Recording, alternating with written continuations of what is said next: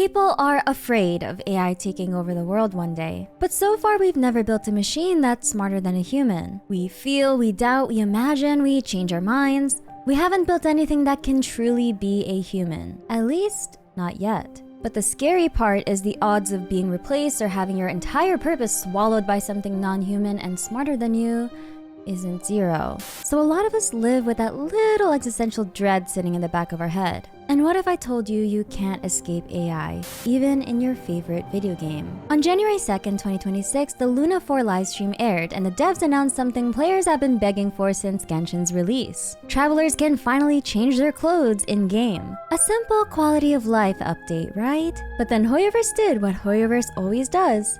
They gave it lore. And not just any lore. The kind of lore that makes you stop and realize that this text might just change everything about the entire story. Because if you played Genshin for a while, you already know this game is both amazing and ridiculous with how much lore it hides in plain sight. Everything has lore. Materials you farm, weapons, artifacts, gliders, random items you pick up along your quests. If it has a description, there's a good chance it's carrying a piece of Teyvat's greater history. And as someone who's been covering the lore for years now, that's literally how I learned Genshin's story in the first place, by reading everything. So when I unlocked the Traveler's new skin, of course, like all of you fellow lore enthusiasts, the first thing I did was read the description. And I was not ready for where this cursed item would take me.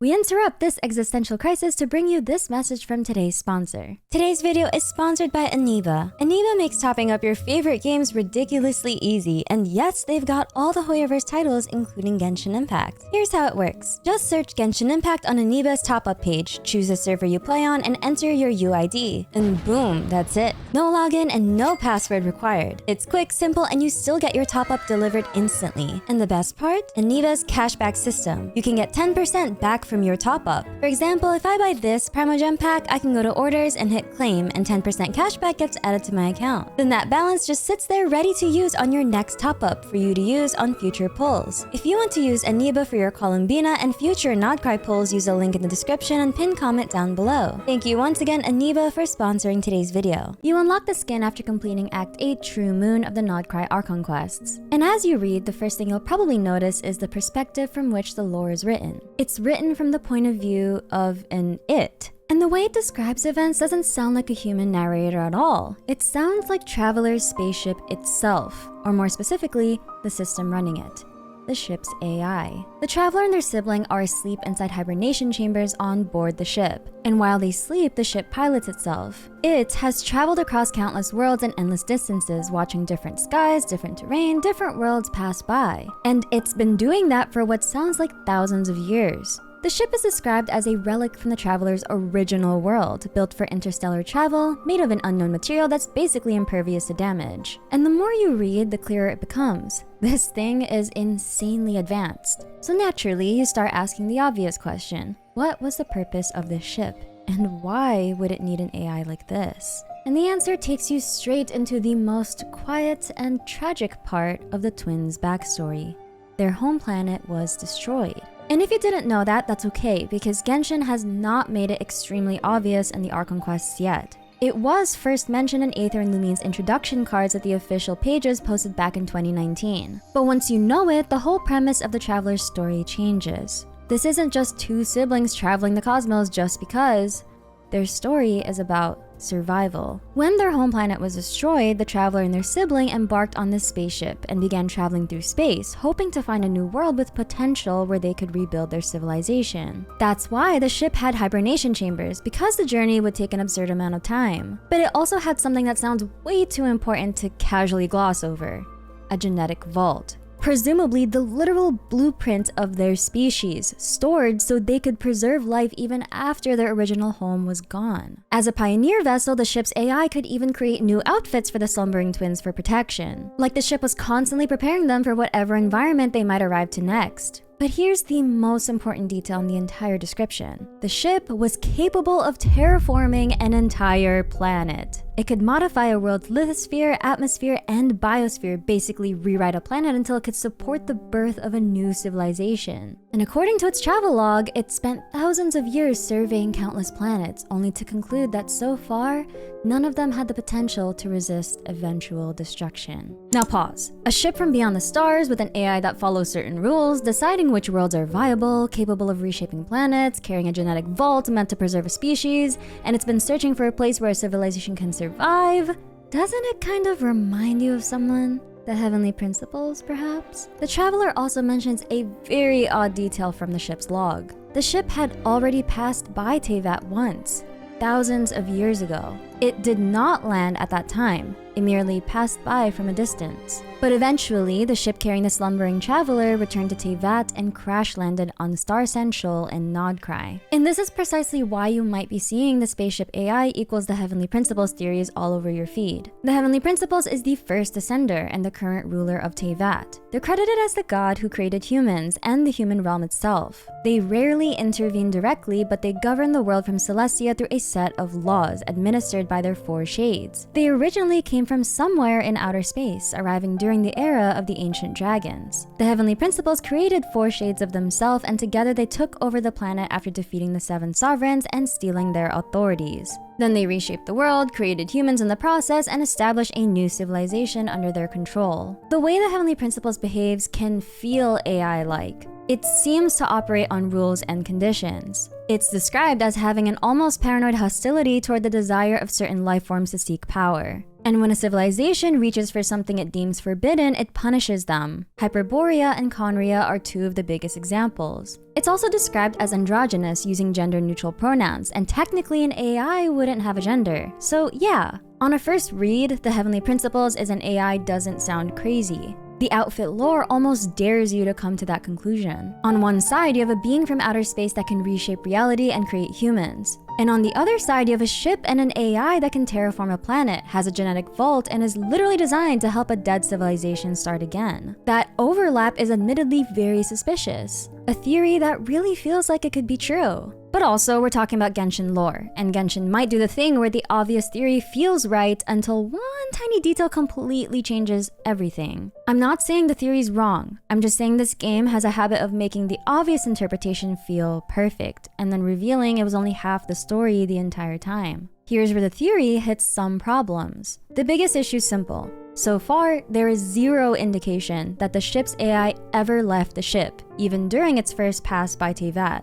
If it never left the ship, it's hard to argue it somehow unloaded the genetic vault and used it to create humanity. And there's also the question of priorities. If the ship's entire purpose was to protect the traveler and their sibling during a long interstellar journey, I honestly doubt it would abandon them for what seems like thousands of years just to go play God on a planet, even if it was just preparing the planet for the twins' arrivals. So unless we get new information later, the Heavenly Principles is literally the ship's AI theory doesn't really hold up for now. Again, future details and reveals might change that. Here's another thought. Maybe the Heavenly Principles isn't the ship's AI, but it's using the ship's technology. Maybe the Heavenly Principles stole the ship's AI? I wouldn't rule out this possibility. The Heavenly Principles essentially stole Teyvat and its authorities from the dragons and Nibelung, so theft is definitely a crime it's already very familiar with. But even then, we don't have confirmation. We don't have solid evidence that the Heavenly Principles had control over the ship during its first pass by Teyvat thousands of years ago. The only time we can be sure it should have had control of the ship is when it allegedly moved the spaceship from Nodcry to the Frost Moon, what we assume was about 500 years ago. The reason I'm not completely throwing out any of the theories we discussed right away is because of time discrepancy. We don't exactly know when the traveler's spaceship landed in Nodcry, but enough time passed for it to become overgrown with plants. And the glow from the spaceship disappears. You can interpret that as a ship being depowered, or you can interpret it as someone else making use of its power and technology. But then again, that's just interpretation and not confirmation. So if the Heavenly Principles isn't the ship's AI, at least not in a simple, direct way, then what is the AI on Traveler's spaceship? This is where an older theory suddenly starts to make a lot of sense. Wei, who I like to call the Lore Archon, subscribe for 1 million IQ, made a video almost 3 years ago, theorizing that Paimon might actually be an AI. And with what we just learned from the outfit lore, we can expand on that theory. Paimon might be the ship's AI, a fragment of it, or even a derivative. Back in version 3.1, Genshin introduced a Sumeru boss called the Algorithm of Semi-Intransit Matrix of Overseer Network. It's an ancient machine, and the acronym for its name would be Azamon. Wei pointed out that in official Genshin emails, the sender is written as Paimon, an acronym. And that opens the door to names for Paimon, like Primordial Algorithm of Intratransit Matrix of Overseer Network, or even Pioneer instead of Primordial, which would be painfully on the nose considering we're dealing with a Pioneer Spaceship AI now. And then there's an extra breadcrumb that feels like Hoyoverse literally trolling us. They have another Twitter account running alongside the official one called Paimon to the Moon. And what did we find on the moon? The Traveler's Spaceship. Now think about what the ship's AI was actually built to do. It was responsible for determining whether a planet is viable for life. To do that, it would need to analyze the atmosphere, terrain, environmental conditions, basically scan the world and understand it. So suddenly, Paimon being the best guide in all of Teyvat starts to make a lot of sense. It feels like a leftover function. Like even if she doesn't consciously remember anything, the ship may have scanned Teyvat long before the traveler ever woke up. The outfit lore even mentions the ship's AI having an idea association model, which makes it sound like it can connect concepts and even have an imagination, something Paimon does a lot of. Paimon's origin is also completely unknown. The only concrete starting point we're given is that the traveler fished her out of the sea. That's it. And that weirdly blank origin is exactly how Hoyoverse writes entities that were sealed or are a fragment of their true selves. And honestly, there's something kind of wholesome about this Paimon equals a ship's AI theory. Imagine Paimon isn't just someone you met randomly. Imagine she's a fragment of the ship's AI, the same system that protected and guided the twins for thousands of years. And now she's here in Teyvat doing it again, just in a different form. A guide that can float beside you, talk to you, remind you to eat, and make sure you explore unlocked areas ahead of you later. Not because she's controlling you or something, but because that's literally what she was designed to do. Keep you moving forward, keep you alive, keep you from getting lost. She becomes the last surviving companion from your original home. But there's a detail about Paimon that I've never been able to ignore, and it's the reason her existence always makes me a little uneasy. Paimon has a crown. And in Genshin, crowns sometimes scare me, especially when we found out that sometimes they're shackles. Koitar was the first angel of Celestia and an ancestor of the Seelie in the distant past. Thousands of years ago, back when the Heavenly Principles had complete rule over Teyvat, Koitar was said to reside deep underground below Hyperborea. She, along with her fellow angels, wore elemental crowns that also acted as shackles, binding them to their duty of serving the Heavenly Principles and guiding the nations of Teyvat. And it wasn't until Koitar met the Voyager, until she learned the truth of the world, and the possibility of living beyond the Heavenly Principle's strict rule, that Koitar's crown broke.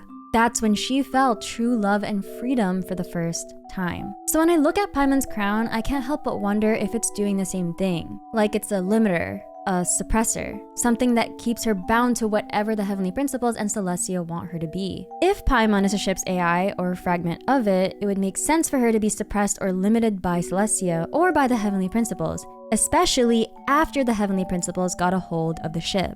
In that scenario, the Heavenly Principles either modified or repurposed her with the task of keeping the traveler's journey on a certain track. But there's still something that keeps this theory from being 100% concrete. Paimon seems to be affected by Irminsul rewrites. Paimon no longer remembers Greater Lord Drukadevata after Irminsul was modified. And that kind of change affects people who are native to Teyvat, which means that if Paimon truly existed outside of Teyvat as an interstellar ship AI, theoretically, she shouldn't be affected. So in one way or another, Paimon is bound to Teyvat and its rules. Whether that's because she was altered, because she was registered into Teyvat's system, because she's been here too long, or because she isn't the alien we want her to be, something about her is anchored here in Teyvat. And that brings us to the part you should actually care about the most. Because whether you believe the Heavenly Principles is the ship's AI, or Paimon is a fragment of it, or even both of them are the ship's AI, none of that changes the biggest takeaway. The lore in the Traveler's new outfit is still significant. The outfit lore sheds more light on the twins' entire story. Their journey is essentially a survival mission. It's an arc, you could say. It's a journey built around preservation, keeping something alive, rebuild what was lost, and find a world where the future is possible. The traveler and their sibling are carrying the last hope of an already dead civilization. The outfit lore is telling us the twins were always a contingency plan, a last attempt to make sure their species doesn't end here, even if their original home already did. If you enjoyed this video, please leave a like and subscribe, and I'll see you on the next video. I'm your leafy lore keeper Minsleif, and I read the Genshin Impact lore so that you don't have to.